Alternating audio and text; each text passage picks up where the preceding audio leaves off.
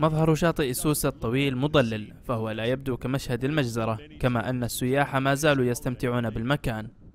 لكن الوضع مختلف هنا بجانب فندق إمبيريال مرحبا، فهو المكان الذي قتل فيه أكثر الضحايا 38 بعد إطلاق مسلح النار على حشد كان يستلقي تحت الشمس.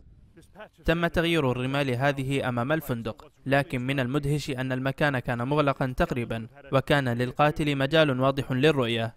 عندما استوعب الناس ما يحدث كانت خياراتهم للهرب قليلة جدا، فقط هذه البوابة الضيقة هنا. أما من كان محظوظا بالعبور فقد لحق به القاتل.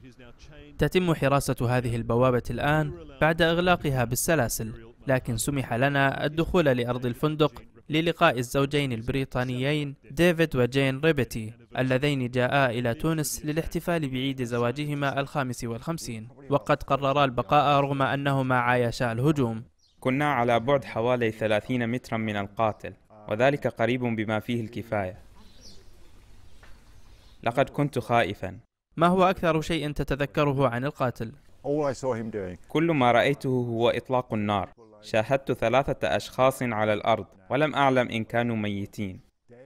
نجا ديفيد وزوجته بالاختباء في غرفة صغيرة، لكنهما يعلمان أن العديد لم يكن موفقا لذلك. يقول ديفيد إن أصعب لحظة منذ الهجوم هي زيارة الشاطئ. لم أرى في حياتي أناسا في مثل هذه الحالة النفسية الفظيعة. لم نكن نحن الذين عانوا، بل كان الناس كذلك.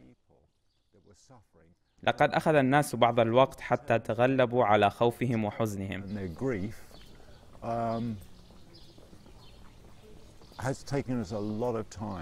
يقول الزوجان إن البقاء يبدو مناسبا. تحول الفندق إلى مسرح للجريمة، لكنه يبقى مكانا للناجين الذين يحاولون استيعاب ما حدث.